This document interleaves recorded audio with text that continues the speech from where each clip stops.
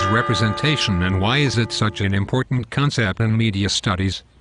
Representation is the way in which social groups or events are put together and communicated and represented to the intended audience. Representation is an important concept in media studies because the way it is put together is how the audience view a certain group. What is gender, and what are some of the stereotypes associated with gender? Male and females are defined biologically when they are born by their sex, whereas masculinity and femininity are socially constructed by the media.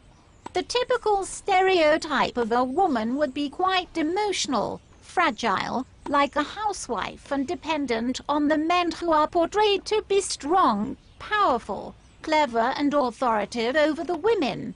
There are stereotypes that men are higher in status than women. These stereotypes support the idea about dominant ideology and patriarchy. What magazine have you looked at in your investigation? Who owns it, and what does it claim to offer to audiences? We have looked at Sugar magazine in our investigation. Sugar magazine is owned by Hachette Philipacci UK and has been around since 1994. Sugar magazine claims to offer a sense of increasing freedom and great responsibility by engaging readers with their entertainment stories and problem pages which help to reassure their reader. Who is the audience for Sugar magazine, and what is their relationship with it? Sugar magazine attracts an audience of 11 to 19-year-old girls. Sugar magazine claims their readers see the magazine as a reassuring friend and almost like a guide to their life by giving them a trusted source of advice as the readers could be at a difficult time in their lives. The readers can feel dependent on the magazine, and this reinforces ideas about stereotypes of women who are emotionally unstable and dependent on things like men or magazines. What identity about gender does the magazine create for young women, and how does it achieve it? Sugar creates a weak, unstable, emotional and beauty-obsessed identity for young women. It does this by including articles in the magazine of girls that are dependent on their parents and other men, and also articles of fashionable, pretty models covered in makeup that makes it look like the only purpose for women is to look good. The front covers also back up the stereotype that all women are glee girls and like pink by using lots of bright and pink glee colors on the front page, something that a lot of women wouldn't like. Do your findings suggest that Sugar as a magazine for young women simply reinforces gender stereotypes? What evidence from your content analysis supports this?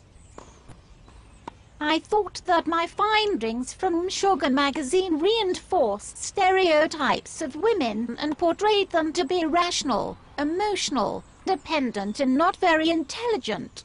In Sugar there were lots of articles supporting this, including lots of articles about makeup and beauty, backing up the stereotype that women are only an object of beauty. There were also articles that made women look weak and emotional, including an advert for a dog's home, wanting the women to adopt the dog because women are supposed to be weak and can easily give in. This reinforces stereotypical views about women. What other media does Sugar use to engage with its audience? Sugar uses lots of other media to engage with its audience, such as new technology, which would appeal to the type of audience it is focusing on. It uses the internet and is an online magazine for convenience called Sugarscape. Sugarscape offers more to the audience than Sugar magazine does, as it offers a wide range of things to do, like browsing through new songs and videos, getting advice from problem pages and getting the chance to win free gifts. There is a problem page organized by Childline, which offers advice from online staff at the Childline offices. This makes their readers feel secure and looked after by Sugarscape, which would make them want to read it more as they feel safe, and this also emphasizes their vulnerability.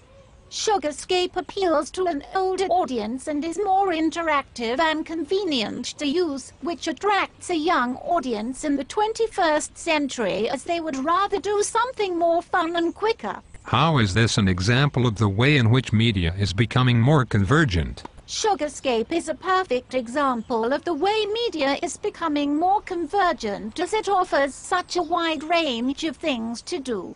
Instead of being just a place to read gossip and stories, you can message friends through chat rooms in one of the entertainment pages, log in with social networking sites like Facebook and Twitter to share news and get all the latest news about sugar and what will be in the next issue, play games and watch videos and music videos.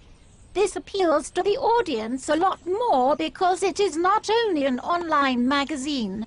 It offers a lot more things to do which are entertaining and fun to do. Does the website simply reinforce or challenge gender stereotypes? In my opinion, Sugarscape reinforces and challenges gender stereotypes.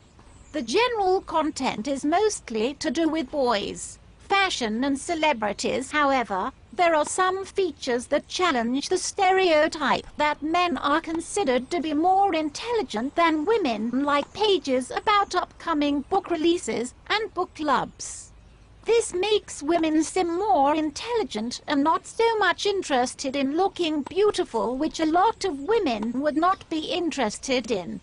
On the other hand, there are mostly pages about fashion and beauty, which reinforces the idea about women only being valuable for beauty and dependent on things like makeup and men. In your opinion, what impact might the gender identity created through the Sugar magazine and through the Sugarscape website have on audiences? In my opinion, the gender identity created through the Sugar magazine and through the Sugarscape website are only going to give young girls ideas about having to look good all the time.